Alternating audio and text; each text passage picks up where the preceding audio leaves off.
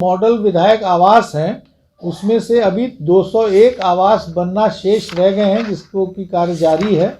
और पुराने जो कॉन्ट्रैक्टर थे उनको ब्लैकलिस्ट करके उनको हटा दिया गया है और नया कार्य के लिए पुनरीक्षित प्राक्कलन 629 करोड़ 6,70,000 रुपये का स्वीकृत किया गया है। शिक्षा के लिए जो दिव्यांगता प्राप्त ये हैं बच्चे हैं, उनके लिए अभी हम लोग को पढ़ाने के लिए कोई अलग से स्पेशल एजुकेटर्स नहीं होते हैं, तो उसके 270 पदों का सृजन किया गया है। अब अलग अलग जगह के लिए अलग अलग रजिस्ट्रार बर्थ एंड डेथ बना दिए गए हैं। तो जन्म और मृत्यु रजिस्ट्रेशन अधिनियम की धारा 7 की धारा उपधारा 1 और 5 में शक्तियों का प्रयोग करते हुए रजिस्ट्रार उप रजिस्ट्रार अधिसूचक के संबंध में कुछ सरलीकरण किया गया है, जिसमें सहायक सांख्यिकी पदाधिकारी रजिस्ट्रार वो अब रजिस्ट्रार जन्म और मृत्यु हो जाएंगे। प्रखंड सांख्यिकी पदाधिकारी भी रजिस्ट्रार जन्म और मृत्यु होंगे और प्रखंड सांख्यिकी पदाधिकारी रजिस्ट्रार जन्म और मृत्यु होंगे। उसी तरह से चिकित्सा महाविद्यालयों में अधीक्षक उपाधीक्षक हो जाएंगे और प्राथमिक स्वास्थ्य केंद्र में भी प्रभारी चिकित्सा पदाधिकारी। अब पहले की तरह उनको एक ही जगह पर नहीं भागना पड़ेगा, अब अलग अलग जगह के लिए अलग अलग रजिस्ट्रार बर्थ एंड डेथ बना दिए गए हैं। तो इससे क्या होगा कि लोग जहाँ पर ही जैसे आपका मेडिकल कॉलेज में या हॉस्पिटल ये पीएचसी में या कहीं हॉस्पिटल में बच्चा अगर पैदा होता है तो वहीं आपका रजिस्ट्रेशन भी हो जाएगा और अगर मृत्यु होती है तो वहीं पर वो प्रमाण पत्र भी दे सकेंगे। योजना विकास विभाग में एक अत्यंत महत्वपूर्ण डिसीजन लिया गया है। अभी हमारे पास ह्यूमिडिटी के लिए बरसात और ठंडा वगैरह पड़ता है, उस सब चीज़ के लिए तो हमारे पास मौसम विज्ञान की प्रणालियां हैं जिससे हमको पता चल जाता है। लेकिन कोहरा फॉग और कोल्ड वेव को डिटेक्ट करने का कोई हमारे पास वो नहीं है, क्या नाम है, सॉफ्टवेयर कहिए या उसकी कोई प्रणाली नहीं है। तो उसके लिए national centre for atmospheric research USA से हमारा इकरारनामा करने की स्वीकृति दी गई है, जो $50,000 में वो वन टाइम अपना जो सॉफ्टवेयर है या जो उनकी प्रणाली है उसको देंगे। उसके बाद यहाँ पर उसको हम लोग अपने हिसाब से विकसित करके और तब हम फॉग, क्योंकि फॉग के कारण काफ़ी एक्सीडेंट्स भी होते हैं और हमको पता नहीं चलता है कि एकदम से कब फॉग आ जाएगा, और उसके अलावा कोल्ड वेव का भी हम लोग भविष्य में आने वाली है भविष्यवाणी कर सकेंगे उस चीज़ में। नालंदा खुला विश्वविद्यालय के विभिन्न भवनों के निर्माण के लिए पुनरीक्षित प्राक्कलन 1,20,00,000 रुपये का स्वीकृत किया गया है। और एक महत्वपूर्ण डिसीजन हुआ है जो कि सुप्रीम कोर्ट के उससे भी आच्छादित है। माध्यमिक एवं उच्च माध्यमिक विद्यालयों में समावेशी शिक्षा के लिए जो दिव्यांगता प्राप्त ये हैं बच्चे हैं, उनके लिए अभी हम लोग को पढ़ाने के लिए कोई अलग से स्पेशल एजुकेटर्स नहीं होते हैं, तो उसके 270 पदों का सृजन किया गया है, ताकि जो लोग दिव्यांगता प्राप्त बच्चे हैं उनको, कुछ लोग मेंटली रिटार्डेड होते हैं, कुछ लोग आँख से नहीं देख पाते हैं या लोकोमोटिव होता है या स्पीच का या कान के, तो उसके लिए अलग अलग स्पेशलिस्ट होते हैं। तो उनके रिक्रूटमेंट के लिए 270 पदों का सृजन किया गया है। सहभागिता भी है तो उनको सबसे ऊपर की श्रेणी में दिया जाएगा। तो इसी तरह से अलग अलग श्रेणियों को विभक्त किया हुआ है, आप देख लीजिएगा। हाँ, उसी तरह सामान्य प्रशासन विभाग ने सुपौल जिला अंतर्गत 2022-23 के लिए आवास, वहाँ पर जो नया जिला बना था उसके बाद से कर्मचारियों पदाधिकारियों के आवास वगैरह नहीं थे, तो उसके लिए 51 करोड़ रुपए स्वीकृत किए गए हैं।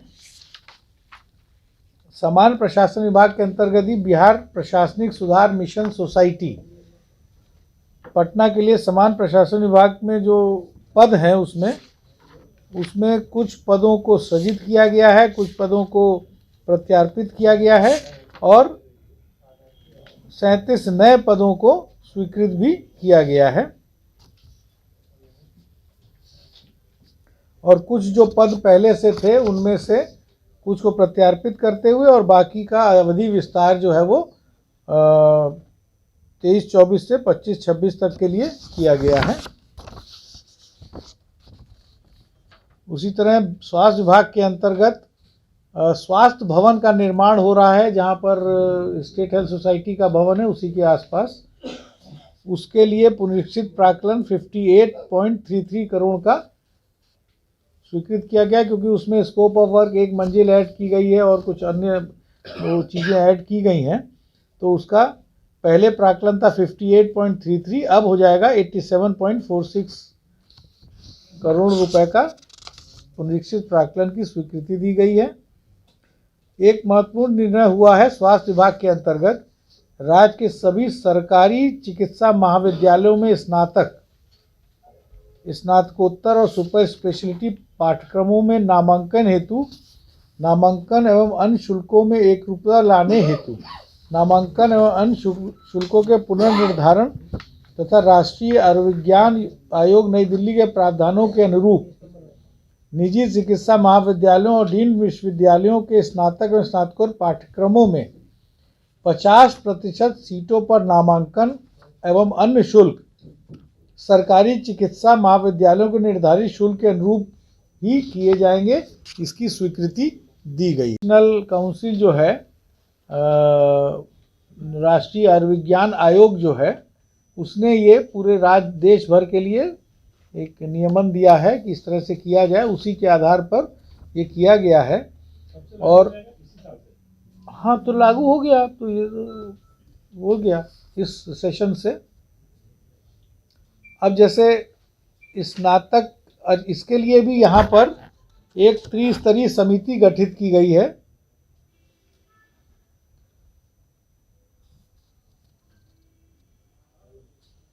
राष्ट्रीय आयुर्विज्ञान आयोग नई दिल्ली है, उसका जो प्रस्ताव दिया गया है उसमें जो निर्देश दिए गए हैं कि राज्य के सभी निजी चिकित्सा महाविद्यालयों और डीम्ड विश्वविद्यालयों में 50% स्नातक और स्नातकोत्तर सीटों पर नामांकन और अन्य शुल्क राज्य के सरकारी चिकित्सा महाविद्यालय हेतु निर्धारित शुल्क के समरूप होगा। ये मेन दिया गया है और इसके हिसाब से एक पूरा वो राज्य के जो सरकारी मेडिकल कॉलेज हैं उसके लिए शुल्क का निर्धारण भी इसमें किया गया है। वो आपको सर्कुलेटेड है, आप देखिए ना, पॉइंट नंबर 13 का जो डिटेल। भाग में बिहार राज्य मानसिक स्वास्थ्य एवं संबद्ध विज्ञान संस्थान जो कोलेवर में है, नियमावली 2005 के नियम 4 में संशोधन की स्वीकृति दी गई है।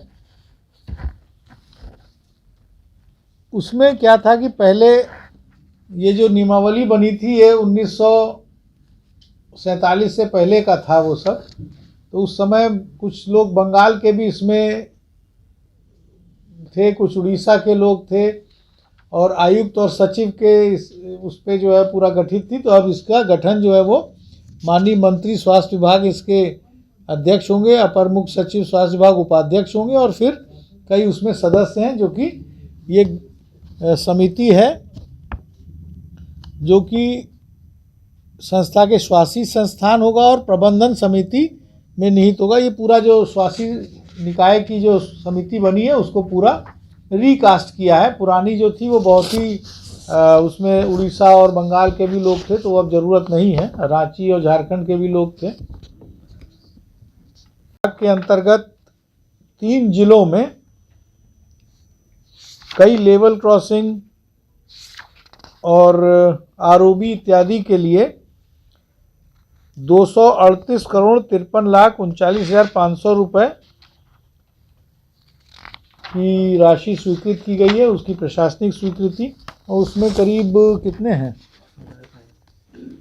दरभंगा में है, कुछ पश्चिमी चंपारण में है, बेगूसराय में, अलग अलग स्कीम्स हैं जिसका की डिटेल्स है।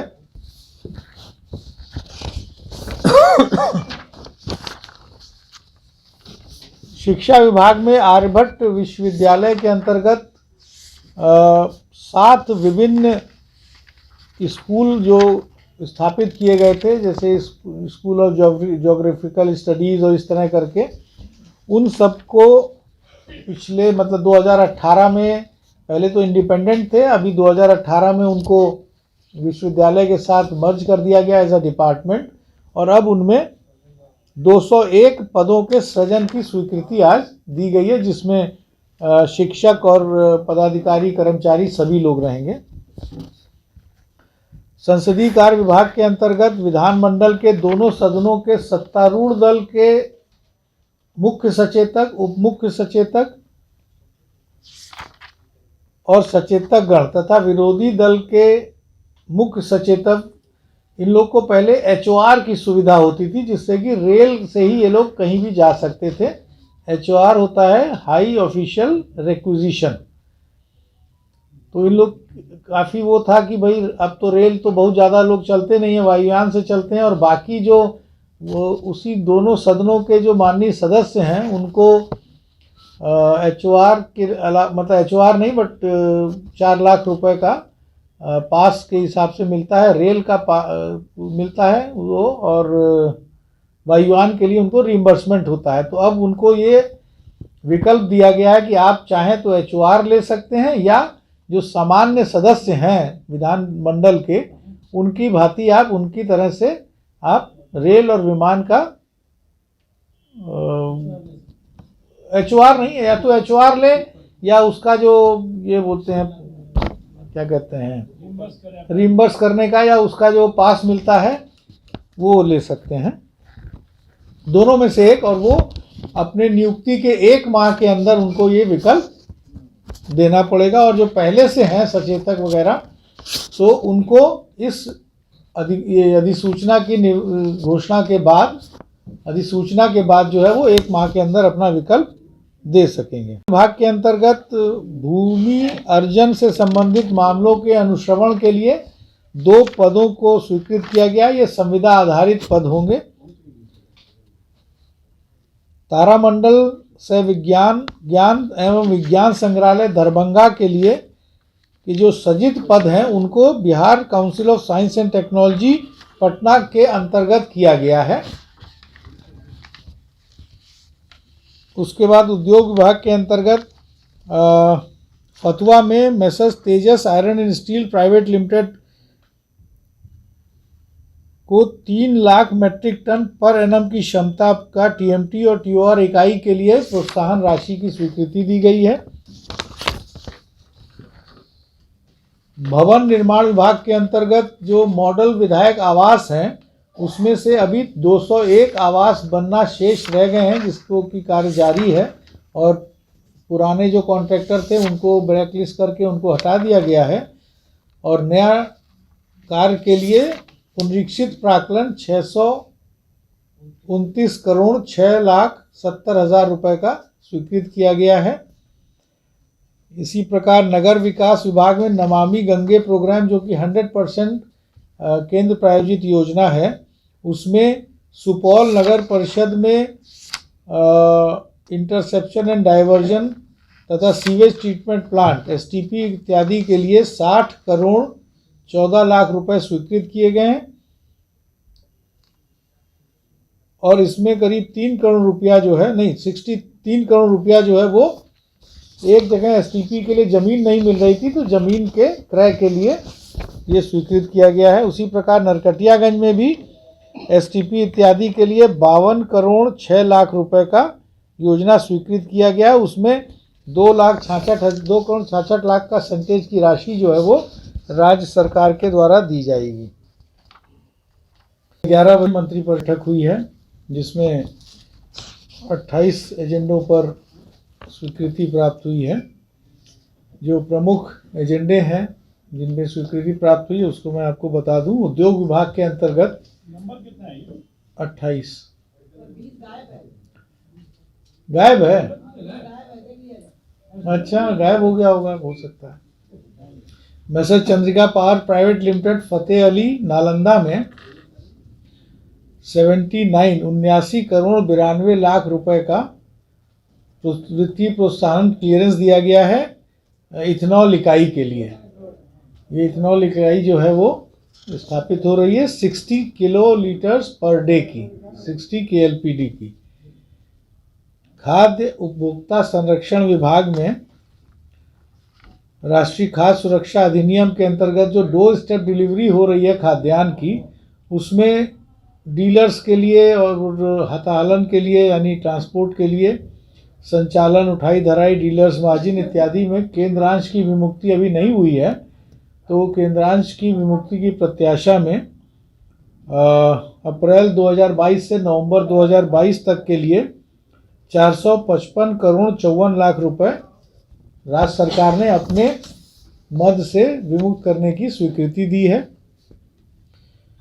जयवर्धन गुप्ता तत्कालीन प्रखंड विकास पदाधिकारी को सरकारी सेवा से बर्खास्त किया गया है। पर्यटन विभाग के अंतर्गत जो निर्मित भवन है OP शाह सामुदायिक भवन माल सलामी, जो गुरुद्वारा जी के बगल में है, उसकी जमीन जो ली गई है उसके मुआवजा की राशि 44 करोड़ 37 लाख रुपए की स्वीकृति दी गई है। पथ निर्माण विभाग में श्री उपेंद्र कुमार सिंह को CBI के द्वारा दर्ज जो मुकदमा हुआ था उसमें दोषी करार दिया गया, उसके आधार पर उनको सेवा से बर्खास्त किया गया है। ये पथ निर्माण विभाग में राजगीर पथ प्रमंडल में सहायक अभियंता थे। राजस्व एवं भूमि सुधार विभाग के अंतर्गत गजेटियर्स, बिहार गजेटियर्स शोध पदाधिकारी संवर्ग नियमावली के अंतर्गत 2 पदों का सृजन किया गया है। एक पद है उप राज्य समन्वयक संपादक का और एक है संयुक्त राज्य संपादक का। 2 पदों का सृजन किया गया है। भूमि सुधार विभाग में, राजस्व एवं भूमि सुधार विभाग में NHAI को पटना गया डोभी रोड के लिए 3.7 एकड़ जमीन जो है वो निःशुल्क हस्तांतरित की गई है, रोड के चौड़ीकरण जो हो रहा है उसके लिए। विधि विभाग के अंतर्गत भोजपुर जिला में पीरो अनुमंडल न्यायालय के लिए 6 एकड़ जमीन के अधिग्रहण के लिए 49.20 करोड़ रुपए की स्वीकृति दी गई है। अभी हाल में ही आपने देखा था कि डिगजैम करके डिस्ट्रिक्ट का जो वो हुआ था, all India district level athletics प्रतियोगिता जो हुई थी, उसमें बिहार उत्कृष्ट खिलाड़ियों की सीधी नियुक्ति नियमावली 2023 को स्वीकृति दी गई है। अब जो है वो क्लास 1 के जॉब में सीधे डिप्टी SDO और DSP और इन सब के रैंक में उन लोग की सीधी भर्ती हो जाएगी। और अगर उनका